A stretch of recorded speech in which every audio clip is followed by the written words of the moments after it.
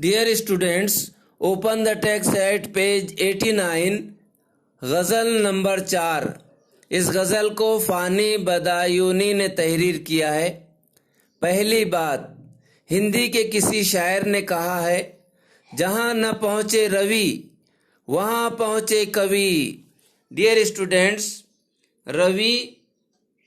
روی کہتے ہیں سورج کو، اور کوی یعنی شاعر، یعنی سورج جہاں نہیں پہنچ پاتا، شاعر اپنی سوچ اور تخیل یعنی تصور، خیال، شاعر اپنی سوچ اور تخیل کی مدد سے وہاں پہنچ جاتا ہے. ڈیئر اسٹوڈینٹس، ویسے تو سورج ہر جگہ پہنچتا ہے، یا پھر بھی جہاں سورج نہیں پہنچ پاتا وہاں شاعر اپنی سوچ اور تخیل کی مدد سے پہنچ جاتا ہے.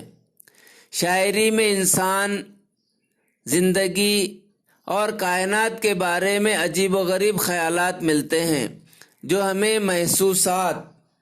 محسوسات یعنی احساسات، جو ہمیں محسوسات کی ایک الگ دنیا میں لے جاتے اور غور و فکر پر آمادہ کرتے ہیں.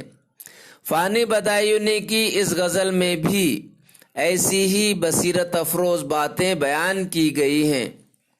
ڈیئر اسٹوڈینٹس، بصیرت یعنی بینائی، بصیرت یعنی دل کی بینائی، بصیرت یعنی دانائی، آگاہی، رائے، خیال. افروز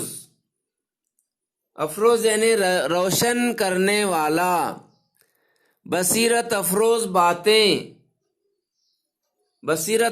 باتیں یعنی وہ باتیں جن سے بلند خیالی پیدا ہوتی ہے، وہ باتیں جن سے انسان میں روشن خیالی پیدا ہوتی ہے. جان پہچان. فانی کا اصل نام شوکت علی خاں تھا. وہ 1879 عیسوی میں اتر پردیش کے ضلع بدایوں میں پیدا ہوئے. بریلی کالج سے BA پاس کرنے کے بعد بریلی کالج یعنی BCB یعنی بریلی کالج بریلی، MJP روبیل کھنڈ یونیورسٹی کا ایک اہم کالج ہے، جو بھارت کی ریاست اتر پردیش کے شہر بریلی میں واقع ہے. یہ کالج 1837 عیسوی میں برطانیہ کے دور حکومت میں قائم ہوا. بریلی کالج سے BA پاس کرنے کے بعد وہ کچھ عرصے تک مدرس رہے. بعد میں ملازمت ترک کر کے علی گڑھ میں MAO کالج، موجودہ علی گڑھ یونیورسٹی سے LLB کی ڈگری حاصل کی. Dear students, MAO college Mohammedan Anglo oriental college کا قیام 1875 عیسوی میں عمل میں آیا. کالج ملکہ وکٹوریہ کی سالگرہ کے موقع پر ایک پرائمری اسکول کے طور پر 24 مئی 1875 عیسوی کو قائم ہوا. 1875 عیسوی میں اس کا آغاز مدرسہ العلوم مسلمان ہند کے نام سے کیا گیا، اور 2 سال کے بعد اس کو نام تبدیل کر کے محمدن اینگلو اورینٹل کالج رکھ دیا گیا. اس کے بانی سر سید احمد خاں تھے. اس کالج کو 1920 عیسوی میں یونیورسٹی کا درجہ ملا، اور اسے علی گڑھ مسلم یونیورسٹی کی حیثیت سے عالمی شہرت حاصل ہوئی. Dear students, listen attentively and try to understand. LLB bachelor of law, یہ قانون کی ڈگری ہے. LLB کی ڈگری حاصل کی. 1932 عیسوی میں महाराजा किशन प्रसाद की दावत पर हैदराबाद पहुंचे। वहां एक सरकारी स्कूल में हेड मास्टर हो गए। 1941 ईस्वी में हैदराबाद, डियर स्टूडेंट्स, 1941 ईस्वी में हैदराबाद में उनका इंतकाल हुआ। फानी की शायरी में दर्द व गम के मज़ामीन की कसरत के सबब फानी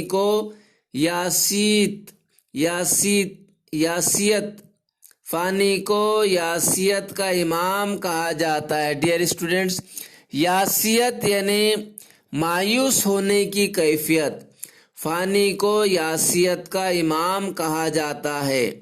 इरफानियात फानी, वजदानियात फानी और बाकियात फानी उनके शेरी मजमुए हैं।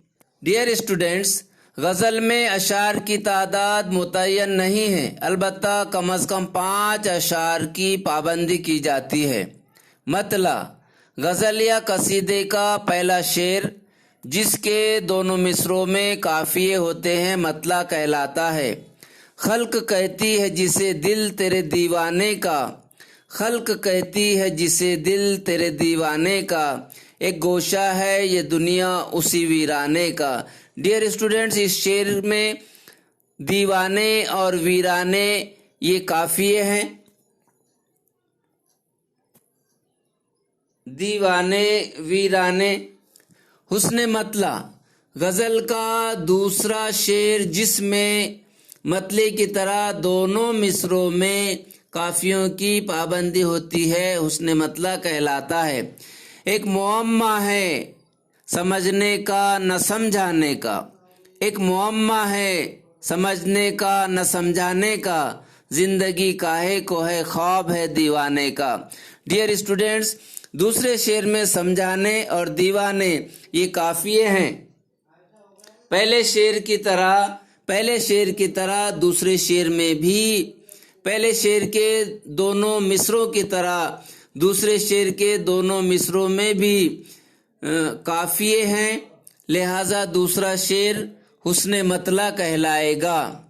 काफिया यानी पीछे चलने वाला, पे दर पे आने वाला, इल्म उरूज में रदीफ से पहले का लफ्ज। डियर स्टूडेंट्स, चुनांचे इस गज़ल में दीवाने, वीराने, समझाने, दीवाने, मर जाने, गम खाने, पैमाने, जिए जाने ये सब काफिये हैं। रदीफ, काफिये के बाद तकरार से आने वाले लफ्ज को रदीफ कहते हैं। इसमें का, डियर स्टूडेंट्स, का जो लफ्ज है वो रदीफ कहलाएगा। का जो लफ्ज है रदीफ कहलाएगा क्योंकि वो काफिये के बाद तकरार से इस गज़ल में आया है, बार बार इस्तेमाल किया गया है। मक्ता, गज़ल के आखिरी शेर में शायर अपना तखल्लुस इस्तेमाल करता है, उस शेर को मक्ता कहते हैं। हर नफस उम्र गुज़िश्ता की है मैयत फानी ये शायर का तखल्लुस है और ये आखिरी शेर है, लिहाजा ये शेर मक्ते का शेर कहलाएगा। हर नफस उम्र गुज़िश्ता की है मैयत फानी, जिंदगी नाम है मरमर के जिए जाने का। बुलंद और मुतरन्नुम आवाज में पढ़ो। खल्क कहती है जिसे दिल तेरे दीवाने का, एक गोशा है ये दुनिया इसी वीराने का, एक मुअम्मा है समझने का न समझाने का, जिंदगी का है ख्वाब है दीवाने का, जिंदगी भी तो पशेमा है यहाँ लाके मुझे, ढूंढती है कोई हीला मेरे मर जाने का।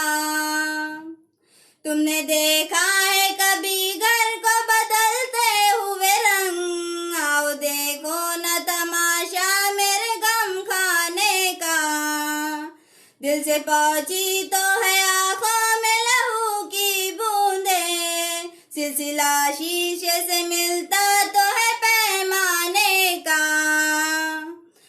हर नफस उम्र गुज़िश्ता की है मैयत फानी, जिंदगी नाम है मर मर के जिए जाने का।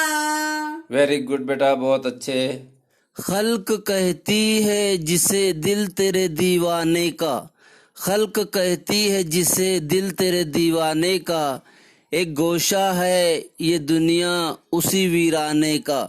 डियर स्टूडेंट्स, गोशा, गोशा यानी कोना। डियर स्टूडेंट्स, खल्क जिसे तेरे दीवाने का दिल कहती है, ये दुनिया उसी वीराने का एक गोशा है। डियर स्टूडेंट्स, इस कायनात में दुनिया की हैसियत एक गोशे की तरह है। इसी मुनासिबत से शायर अपने दिल को कायनात से ताबीर करता है। शायर कहता है कि ए महबूब, ए मेरे प्यारे दोस्त, दुनिया के लोग जिसे तेरे दीवाने का दिल कहती है, हकीकत में दुनिया के लोग जिसे तेरे दीवाने का दिल कहते हैं, हकीकत में वो एक वीराना है, उजड़ा और गैर आबाद सुनसान जगह है, और जज्बात व एहसासात वो महसूसात से आरी, और ये दुनिया इसी वीराने का एक हिस्सा है। ये दुनिया इसी वीराने का एक गोशा है। मुअम्मा है समझने का न समझाने का। डियर स्टूडेंट्स, मुअम्मा यानी मुबहम या पोशीदा बात, पहेली जो समझ में ना आए। एक मुअम्मा है समझने का न समझाने का। जिंदगी काहे को है, ख्वाब है दीवाने का। जिंदगी सिर्फ दीवाने का ख्वाब है, और ऐसा मुअम्मा है जो न समझाने का, जो न समझने का है, न समझाने का। डियर स्टूडेंट्स, जिंदगी सिर्फ दीवाने का ख्वाब है, और ऐसा मुअम्मा है जो न समझने का है न समझाने का। शायर ने जिंदगी को ख्वाब कहा है, ख्वाब जिसकी कोई हकीकत नहीं होती, और जिंदगी को ख्वाब भी कहा है तो दीवाने यानी बेवकूफ़ लाशऊर इंसान का ख्वाब। ऐसे शख्स के ख्वाब की भला क्या हकीकत हो सकती है। जिंदगी की पोशीदा पुरअसरार बातों को समझना, जिंदगी की हकीकतों को जानना इंतहाई मुश्किल काम है। ये ऐसा मुअम्मा है, ये ऐसी पहेली है जिसे ना समझा और ना ही समझाना, जिसे ना तो समझा जा सकता है और ना ही किसी को उससे मुतालिक समझाया जा सकता है। जिंदगी भी तो पशेमा है, जिंदगी भी तो पशेमा है यहाँ लाके मुझे। डियर स्टूडेंट्स, पशेमा यानी शर्मिंदा। जिंदगी भी तो पशेमा है यहाँ लाके मुझे, ढूंढती है कोई हीला मेरे मर जाने का। हीला यानी बहाना। डियर स्टूडेंट्स, जिंदगी भी मुझे यहाँ लाकर पशेमा है, शर्मिंदा है, और अब तो मेरे मर जाने का हीला ढूंढती है। शायर कहता है कि मुझे आलमे अदम से आलमे वजूद में लाकर जिंदगी खुद शर्मिंदा है, नादिम है। जिंदगी को मेरा वजूद बेमानी, बेकार, बेमतलब महसूस होने लगा है, और वो चाहती है कि मैं आलमे वजूद से मुल्के अदम लौट जाऊं। लिहाजा अब वो मेरे मरने का हीला बहाना तलाश कर रही है। तुमने देखा है कोई घर को बदलते हुए रंग, تم نے دیکھا ہے کبھی گھر کو بدلتے ہوئے رنگ؟ آؤ دیکھو نا تماشا میرے غم خانے کا۔ تم نے کسی گھر کو رنگ بدلتے ہوئے دیکھا؟ آؤ دیکھو میرے گھر کا حال۔ شاعر کہتا ہے کہ رنگ تو انسان بدلتا ہے، رنگ بدلنے کی عادت تو انسان کی ہوتی ہے، یعنی اپنی فطرت، طرز، کیفیت، حالت بدلتا ہے انسان، لیکن اپنے مکان کے تعلق سے کہتا ہے شاعر، اس نے بھی یعنی شاعر کے اپنے گھر نے بھی انسانوں کی طرح رنگ بدلنے کی عادت سیکھ لیے۔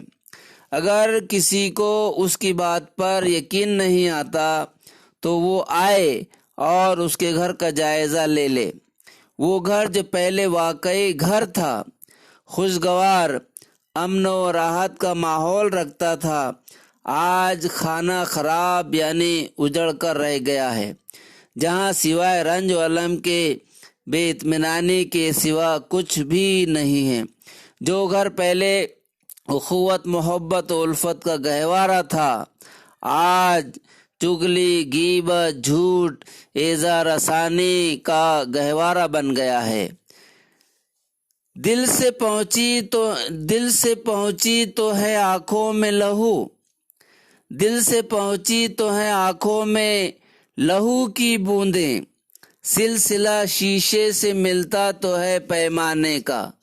ڈیئر اسٹوڈینٹس، دل سے بوندیں آنکھوں تک پہنچی ہیں، شیشے سے پیمانے کا سلسلہ ملتا تو ہے۔ شاعر کی آنکھوں کی سرخی، شاعر کی آنکھوں میں جو سرخی نظر آتی ہے، شاعر کی آنکھوں کی سرخی، لالی، لال پنا، ان لہو کی بوندوں کی وجہ ہے جو دل سے آنکھوں میں پہنچتی ہے۔ اسی طرح شیشے سے پیمانے میں شراب ڈالی جاتی ہے تو وہ پیمانہ بھی سرخ دکھائی دیتا ہے، یعنی جو سلسلہ دل سے آنکھوں کا ہے وہی سلسلہ شیشے سے پیمانے کا بھی ہے۔ غم روزگار نے شاعر کو اس حد تک، اس درجے رنجیدہ کر دیا کہ اس کا دل خون ہوا ہے اور آنکھیں خون کے آنسو رو رہی ہے۔ اس لیے شاعر یہ کہنا چاہتا ہے کہ میری آنکھوں کی سرخی شراب کی احسان مند نہیں ہے، بلکہ اس خون ہوتے ہوئے دل کی بدولت ہے جو غم ہائے روزگار کا مارا ہے۔ کسی شاعر نے اس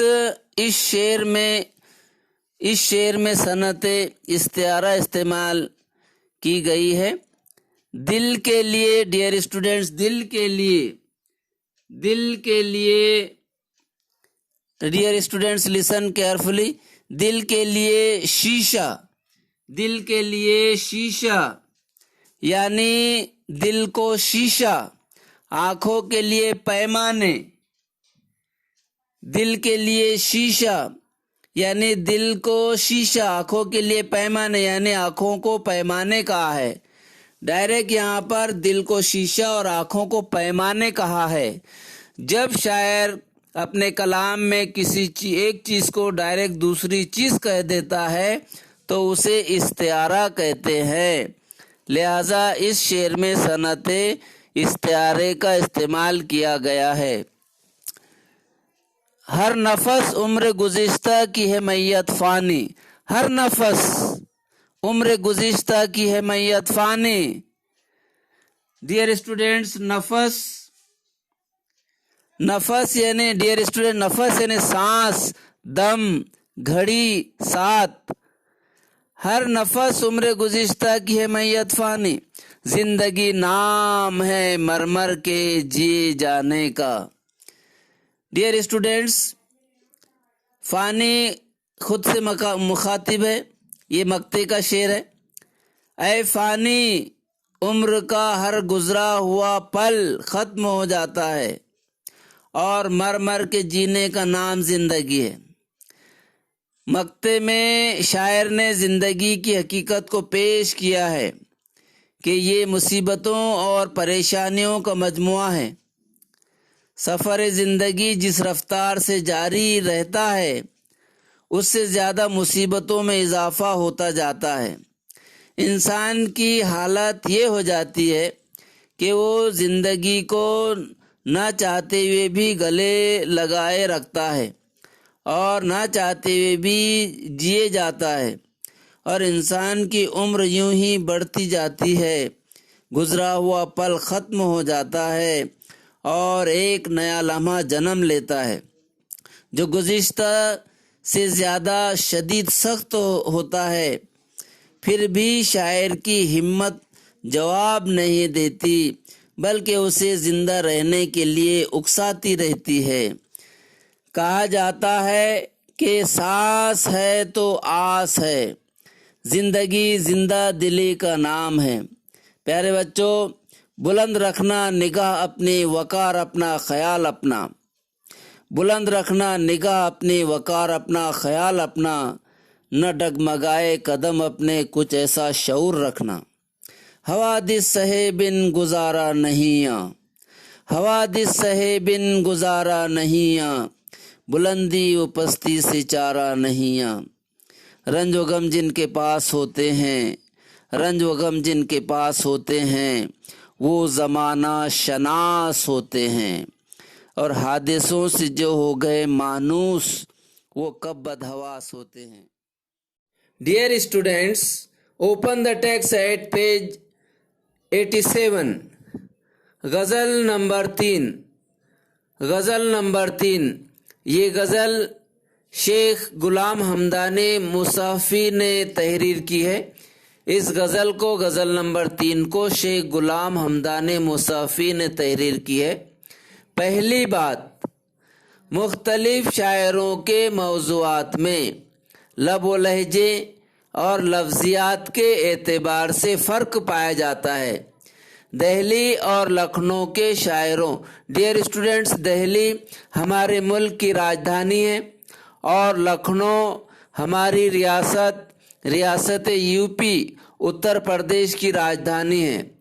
دہلی اور لکھنؤ کے شاعروں میں دہلی کے شعراء میر درد، مرزا محمد رفیع سودا، اسد اللہ خان غالب، داغ، مرزا دبیر، نذیر اکبر آبادی وغیرہ۔ لکھنؤ کے شعراء میر غلام حسن، مولانا صفی، امیر مینائی، گوپی ناتھ امن وغیرہ۔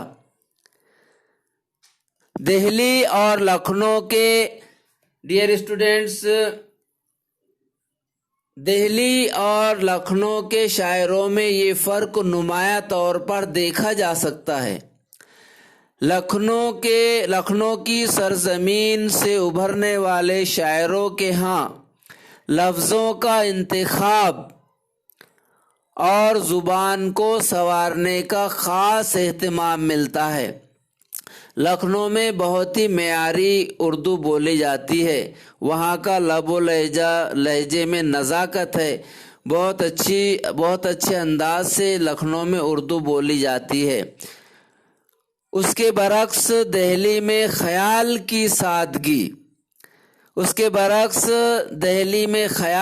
کی سادگی کے اعتبار سے شاعری نے اپنا مخصوص انداز اختیار کیا۔ مصحفی کے ہاں دہلی اور لکھنؤ کے رنگ نمایاں ہیں۔ جان پہچان، مصحفی کی پیدائش 1747 عیسوی میں اکبرپور امروہہ میں ہوئی۔ ڈیئر اسٹوڈنٹس، اکبرپور اور امروہہ یہ یو پی یعنی اتر پردیش کے شہر ہیں۔ اکبرپور اور امروہہ کے درمیان 588 کلومیٹر کا فاصلہ ہے۔ یہیں انہوں نے ابتدائی تعلیم حاصل کی، پھر اعلیٰ تعلیم کی غرض سے وہ دلی گئے۔ دلی میں ان کی شاعری کو فروغ حاصل ہوا۔ اس شہر کی تباہی یعنی دلی شہر کی تباہی کے بعد وہ لکھنؤ آ کر شہزادہ مرزا سلیمان شکوہ کے ملازم ہو گئے۔ مصحفی ایک قادر الکلام شاعر تھے۔ قادر الکلام یعنی قدرت رکھنے والے، کلام پر قدرت رکھنے والے شاعر تھے، کلام پر عبور حاصل تھا انہیں، وہ اردو فارسی کے علاوہ عربی پر بھی عبور رکھتے تھے۔ مصافی کے کلام میں ملکی خصوصیات اور مقامی رنگ کے علاوہ حب الوطنی یعنی وطن پرستی کا جذبہ خاص طور پر نمایاں ہے۔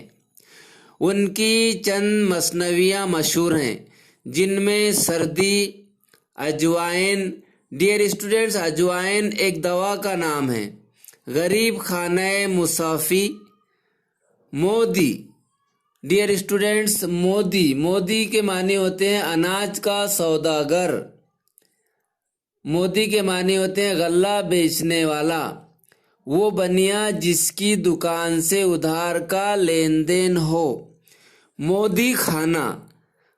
مودی خانہ وغیرہ قابل ذکر ہیں۔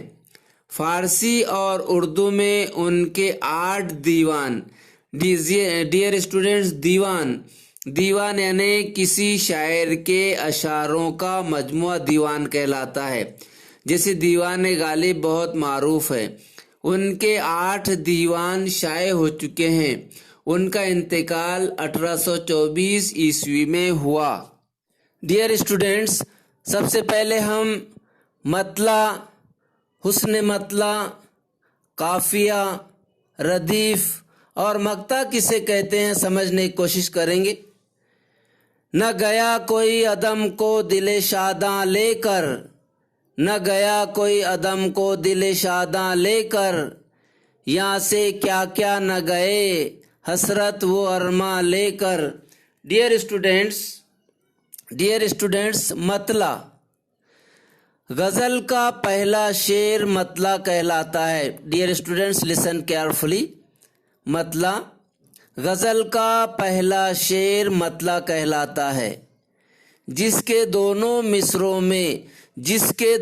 مصروں میں قافیے کی پابندی ضروری ہے، یعنی دونوں مصروں میں قافیہ یعنی ہم آواز یا ہم وزن الفاظ کا ہونا ضروری ہے۔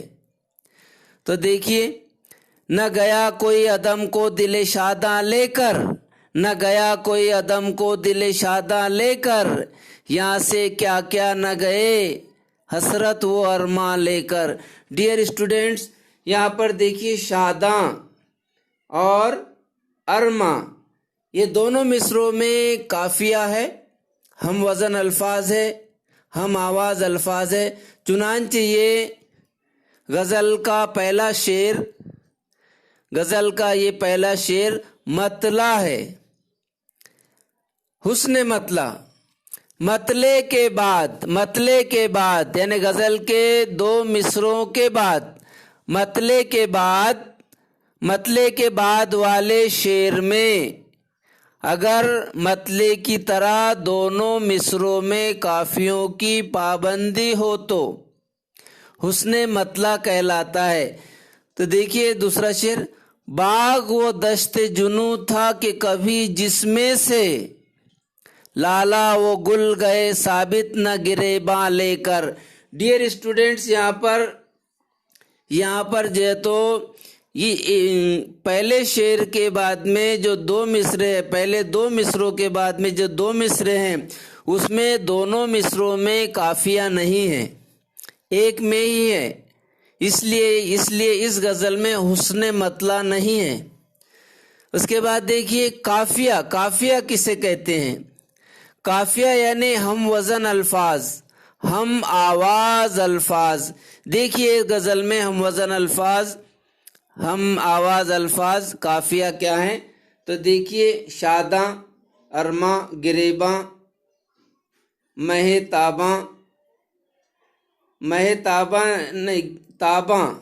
Taban, گریاں، dear students بہاراں، نمکداں، سلیماں۔ Dear students یہ قافیہ ہے، ہم وزن الفاظ ہیں۔ ردیف کسے کہتے ہیں؟ ردیف قافیے کے بعد تکرار سے آنے والے یعنی بار بار استعمال ہونے والے لفظ کو ردیف کہتے ہیں۔ तो देखिए ردیف لے کر لے کر لے کر لے کر لے کر لے کر لے کر لے کر، یہ تکرار کرنے والے الفاظ ہے، بار بار استعمال ہونے والے الفاظ ہے، چنانچہ یہ لے کر جو ہے تو یہ ردیف ہے۔ اب مقطع غزل کے آخری شعر میں شاعر اپنا تخلص استعمال کرتا ہے، غزل کے آخری شعر میں شاعر اپنا تخلص استعمال کرتا ہے، اس شعر کو مقطع کہتے ہیں۔ تو دیکھیے یہاں پر جو ہے تو یہ ہے مصافی گوشے عزلت کو سمجھ تخت شہی، کیا کرے گا تو ابس ملک سلیمان لے کر۔ ڈیئر اسٹوڈینٹس، اس غزل میں صنعت تشبیہ کس شعر میں استعمال کی گئی ہے؟ آئیے دیکھتے ہیں۔ ڈیئر اسٹوڈینٹس، یہ ہے صنعت تشبیہ استعمال کرنے کے لیے کی، سی، طرح ایسے الفاظوں کا استعمال کیا جاتا ہے۔ تو دیکھیے ابر کی طرح، ڈیئر اسٹوڈینٹس، ابر کی طرح، ابر کی طرح، ابر کی طرح سے کر دیویں گے، ابر کی طرح سے کر دیویں گے عالم کو نہال، ہم جدھر جاویں گے یہ دیدے گریاں لے کر۔ تو ڈیئر اسٹوڈینٹس، ابر مشببہ، ابر جو ہے تو یہاں پر مشببہ ہے، مشببہ یعنی جس چیز سے تشبیہ دی جاتی ہے، ابر سے یہاں پر تشبیہ دی جا رہی ہے، ابر کی طرح بتایا جا رہا ہے۔ کیا بتایا جا رہا ہے ابر کی طرح؟ دیدے گریاں، ڈیئر اسٹوڈینٹس، دیدے گریاں کو ابر کی طرح بتایا جا رہا ہے۔ تو ابر جو ہے تو مشببہ ہے، یعنی جس چیز سے تشبیہ دی جاتی ہے وہ ہے، ابر سے تشبیہ دی جا رہی ہے۔ کس کو تشبیہ دی جا رہی ہے؟ دیدے گریاں، دیدے گریاں، جس چیز کو تشبیہ دی جا رہی ہے وہ مشبہ، دیدے گریاں یہاں پر مشبہ ہے، یعنی اس چیز سے تشبیہ دی جا رہی ہے۔ کس کو تشبیہ دی جا رہی ہے؟ کس سے تشبیہ دی جا رہی ہے؟ ابر سے۔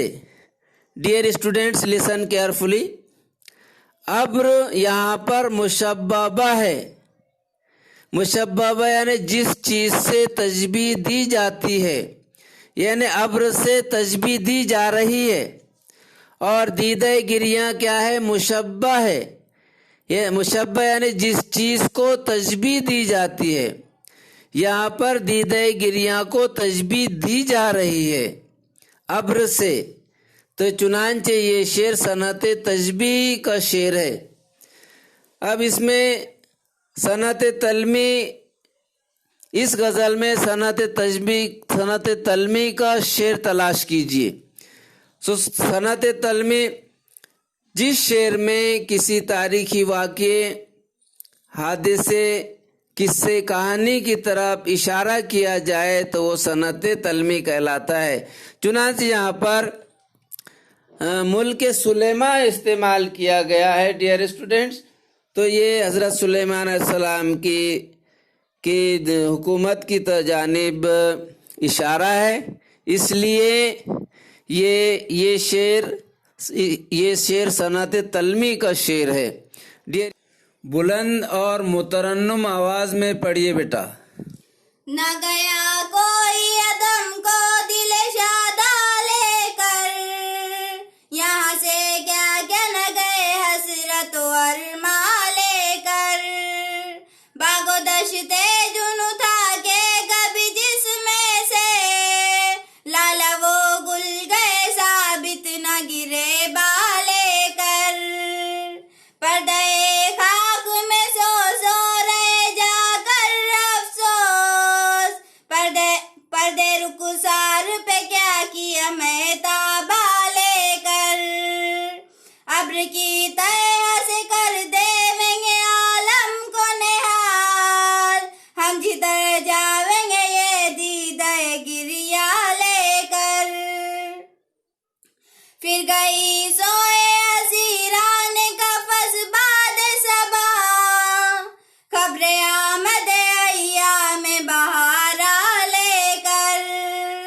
रंज पर रंज देने की है खो कातिल की, साथ आया है बहम तय को नमक डाले कर, मुस्तफा गोशे उजलत को समझ तख्त शही, क्या करेगा तू बस मुल्क सुलेमान लेकर। वेरी गुड बेटा, बहुत अच्छे। न गया कोई अदम को दिल शादां लेकर, यहाँ से क्या क्या न गए हसरत व अरमा लेकर। डियर स्टूडेंट्स, अदम यानी अबदी आलम, दिल शादां खुश दिल। न गया कोई अदम को दिल शादां लेकर, यहाँ से क्या क्या न गए हसरत व अरमा लेकर। डियर स्टूडेंट्स, कोई भी अदम को यानी वो आलम जहाँ इंसान मरने के बाद जाता है अदम आबाद, कोई भी अदम को दिल शादां यानी खुश दिल लेकर नहीं जाता। यहाँ से यानी इस दुनिया से कौन कौन नहीं गए, यानी सब गए, हसरत और अरमान लेकर गए। डियर स्टूडेंट्स, इंसान के दिल में बेशुमार हसरतें और अरमान होते हैं। उसकी ज़िंदगी का अरसा ख़त्म हो जाता है, लेकिन ख्वाहिशात की तकमील नहीं होती। इसलिए जब कोई अदम को जाता है, खुश व खुर्रम नहीं जाता, कोई ना कोई उसकी हसरत बाकी रह जाती है। इसलिए शायर कहता है कि कोई भी इंसान इस दुनिया से दिल शादा लेकर नहीं जाता। किसी ने क्या खूब फरमाया, हज़ारों ख्वाहिशें ऐसी कि हर ख्वाहिश पे दम निकले, हज़ारों ख्वाहिशें ऐसी कि हर ख्वाहिश पे दम निकले, बहुत निकले मेरे अरमा मगर फिर भी कम निकले। वो तो बता रहा था कि मंजिल करीब है, वो तो बता रहा था कि मंजिल करीब है, जंजीर खींच के जो मुसाफिर उतर गया। आगाह अपनी मौत से कोई बशर नहीं, आगाह अपनी मौत से कोई बशर नहीं, सामान 100 बरस का है पल की खबर नहीं। डियर स्टूडेंट्स, बाग वो दश्त जुनू था कि कभी जिसमें से लाला ओ गुल गए साबित न गिरे बां लेकर। डियर स्टूडेंट्स, बाग यानी दुनिया और गिरेबा यानी पोशाक। डियर स्टूडेंट्स, गिरेबा यानी पोशाक, वो हिस्सा जो गले के नीचे रहता है, गिरेबा। बाग वो दश्त जुनू था कि कभी जिसमें से लाला ओ गुल गए साबित न गिरेबा लेकर। बाग यानी दुनिया, वो दश्त जुनू यानी दीवानगी और पागलपन का जंगल है, जिसमें लाला ओ गुल यानी कोई भी या कुछ खास सूरतों वाले भी सही सलामत नहीं गए। खासो आम में से कोई भी सही सलामत नहीं गया। डियर स्टूडेंट्स, लाला ओ गुल जिसे बाग समझा जाता था, वो बाग नहीं एक दश्ते जुनू था, एक वीराना था, खारदार झाड़ियों से वीराना जिसमें गुजरना महाल हो। इसलिए जब लाला ओ गुल वहां से गुजरे तो उनके गिरेबा कांटों से उलझकर तार तार हो गए। इसीलिए ये दुनिया भी एक बाग नहीं है, एक ऐसा वीराना है जहां बदआमालियों के खार दामन थाम लेते हैं और इंसान के किरदार और अमल का दामन सही सलामत नहीं रहता। हुजूर अकरम सल्लल्लाहु अलैहि वसल्लम ने इस जहां को खारदार झाड़ियाँ बताई है और हमें खारदार झाड़ियों में से किस तरह अपने दामन को बचाकर जाना चाहिए ये हम सब जानते हैं। अगर हम अपने दामन को नहीं बचाएंगे तो खारदार झाड़ियाँ हमारे दामन को थाम लेंगी। Dear students, listen carefully and try to understand. अब्र की तरह पर्दे खाक में सो रहे जाकर अफसोस, पर्दा रुखसार पे क्या किया महताबा लेकर। डियर स्टूडेंट्स, महताबा یعنی منور چاند، روشن چاند. ڈیئر اسٹوڈینٹس لسن اٹینٹیولی. افسوس کے چاند کی سی صورتوں اور منور نورانی چہرے والے زیر زمین سو رہے ہیں. کسی نے کیا خوب فرمایا، نہیں محتاج زیور کا جسے خوبی خدا نے دی، نہیں محتاج زیور کا جسے خوبی خدا نے دی، کہ دیکھو خوش نما لگتا ہے کیسے چاند بے گہنے. اس شعر میں پردہ خاک میں سو رہے جا کر افسوس، پردہ رخسار پہ کیا کیا مہ تاباں لے کر. اس شعر میں شاعر نے زندگی کی بے ثباتی اور بے وقتی کا ذکر کیا ہے. ہر ذی نفس اپنے حصے کی سانسوں کے تار میں الجھا ہوا جیتا ہے، اور سانس کے تار کے ٹوٹتے ہی دنیا و مافیا سے منہ موڑ کر پردہ خاک میں جا سوتا ہے. کیسے کیسے پری جمال، خوبصورت، حسین و جمیل لوگ اس خاک کے پردے میں سو رہے ہیں. ان کے رخسار پر مہ تاباں کا نور جھلکا کرتا تھا، مگر افسوس کہ آج وہ پیوند خاک ہیں، خاک میں سو رہے ہیں. اللہ باقی من کل فانی کی تفسیر بیان کر رہے ہیں.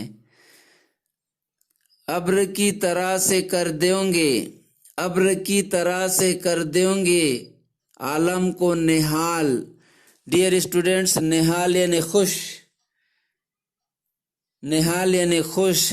ابر کی طرح سے کر دیں گے ایک عالم کو نہال، ہم جدھر جاویں گے یہ دیدے گریاں لے کر. دیدے گریاں یعنی روتی ہوئی آنکھ. ابر کی طرح سے کر دیں گے عالم کو نہال، ہم جدھر جاویں گے یہ دیدے گریاں لے کر. ڈیئر اسٹوڈینٹس شاعر کہتا ہے کہ جس طرح ابر کرم برس کر سارے عالم کو نہال کر دیتا ہے. Dear students listen carefully. ابر کی طرح سے کر دیں گے عالم کو نہال، ہم جدھر جاویں گے یہ دیدے گریاں لے کر. ہم اپنی روتی آنکھ سے دنیا کو خوشگوار کر دیں گے جیسا کہ ابر کرتا ہے.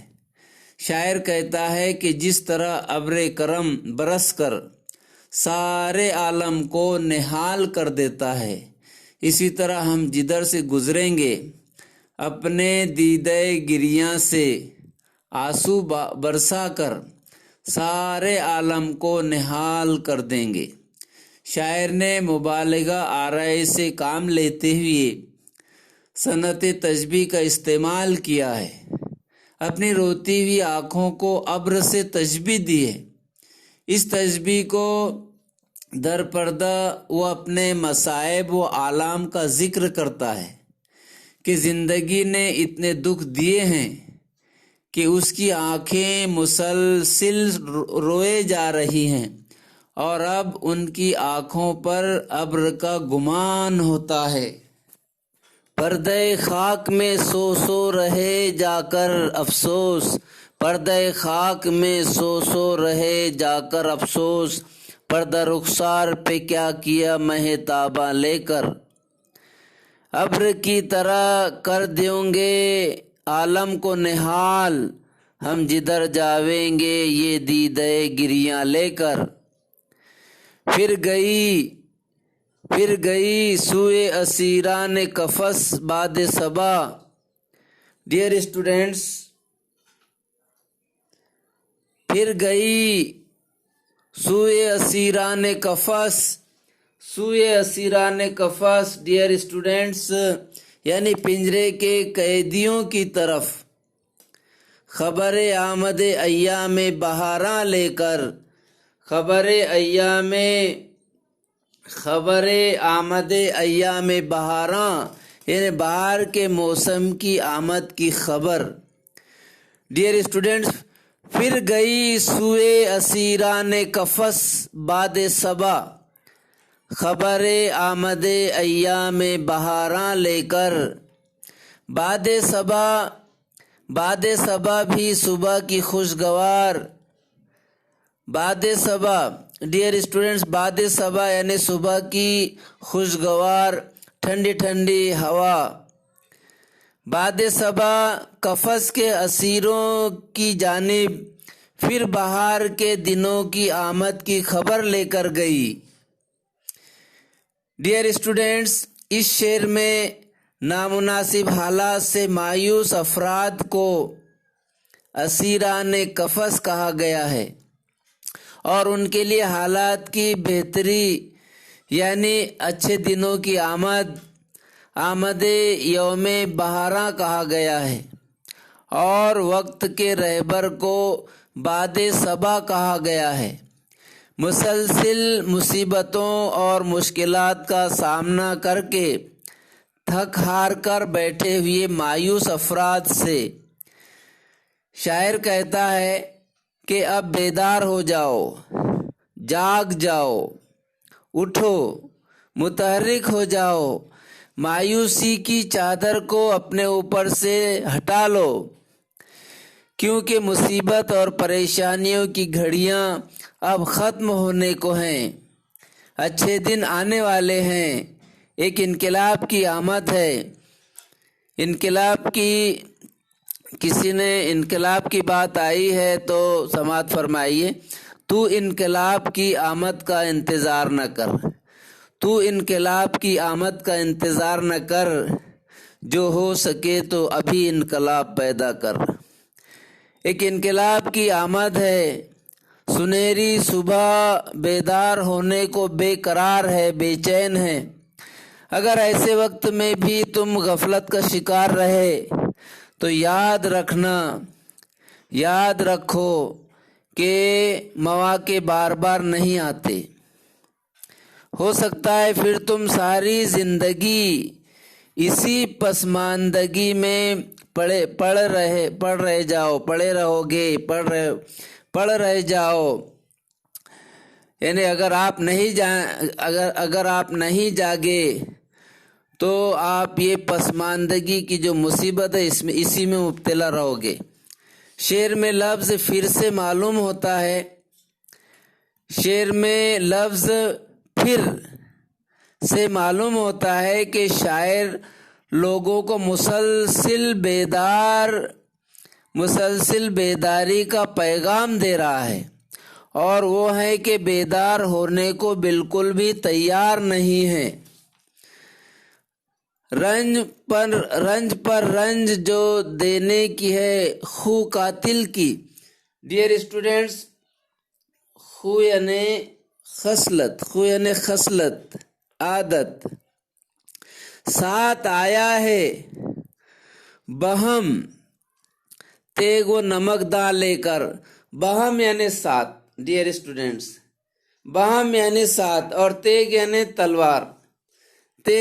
تلوار، رنج پر رنج جو دینے کی ہے خو قاتل کی، ساتھ آیا ہے بہم تیگ و نمک داں لے کر۔ ڈیئر اسٹوڈنٹس، یہاں قاتل محبوب کو کہا گیا ہے۔ قاتل یعنی محبوب کی خو یعنی خصلت، عادت، رنج پر رنج دینا ہے۔ آج شاعر سے ملنے آیا تو ساتھ میں نمکدان بھی لے کر آیا ہے، یعنی زخم بھی دے گا، ستائے گا بھی، اور اس پر نمک بھی چھڑکے گا، یعنی ایزر آسانی سے کام لے گا۔ شاعر نے اپنے محبوب کی بے وفائی، لاپرواہی اور بے مروتی اور بے رغبتی کی بنا پر اسے قاتل کہا ہے۔ اسے سچے و مخلص عاشق شاعر کے دل کو بار بار چوٹ پہنچانے میں مزہ آتا ہے، یعنی تھوڑے سے میں اس ظالم کی طبیعت سیر نہیں ہوتی، خوب زخم دینے اور تڑپانے سے ہی اس کو اطمینان ہوتا ہے۔ اسی لیے شاعر نے کہا ہے کہ محبوب تلوار کے ساتھ نمک بھی لے کر نمکدان بھی لے کر آیا ہے، یعنی زخموں کو کاری زخم کرنا اور تڑپانا اس کا مقصود ہے۔ ڈیئر اسٹوڈینٹس، یہاں محاورہ زخم پر نمک چھڑکنا کے معنی پر غور کریں تو شعر کا مفہوم اور واضح ہو جاتا ہے۔ اس کے معنی ہے ستائے ہوئے کو ستانا، ستائے ہوئے کو ستانا اور نقصان یا تکلیف میں تان و ایذا رسانی کرنا۔ مصافی گوشہ عزلت، ڈیئر اسٹوڈینٹس، گوشہ عزلت یعنی تنہائی کا گوشہ، گوشہ مصافی گوشہ عزلت یعنی تنہائی کا کونا، تنہائی کا گوشہ۔ مصافی گوشہ عزلت کو سمجھ تخت شہی، تخت شہی یعنی شاہی تخت، شاہی تخت کیا کرے گا تو ابس ملک سلیماں لے کر، ابس یعنی بیکار، ابس یعنی بیکار۔ مصافی گوشہ عزلت کو سمجھ تخت شہی، کیا کرے گا تو ابس ملک سلیماں لے کر۔ ڈیئر اسٹوڈینٹس، مقطع کا شعر ہے، مقطع کا شعر ہے، مقطع ہے۔ آپ بھی جانتے ہیں غزل کا آخری شعر، غزل کا آخری شعر جس میں شاعر اپنے تخلص کا استعمال کرتا ہے اسے مقطع کا شعر کہتے ہیں، مقطع کا شعر ہے، مقطع ہے۔ اے مصافی، اے مصافی، شاعر جس میں ہم کلام ہوتا ہے، خود سے مخاطب ہوتا ہے، تو مصافی کہتے ہیں اے مصافی اس گوشہ عزلت یعنی تنہائی کے گوشے کو تخت شاہی سمجھ، تیرے لیے ملک سلیماں کی خواہش فضول ہے۔ ڈیئر اسٹوڈینٹس، شاعر سلطنت، حکومت و اقتدار کی ہوس اور مال و زر کی لالچ کو اچھا نہیں سمجھتا، اسی لیے وہ اپنے آپ سے کہہ رہا ہے، خود سے مخاطب ہے کہ اے مصافی گوشہ نشینی اختیار کر، یہی تیرے لیے باعث عاقبت ہے۔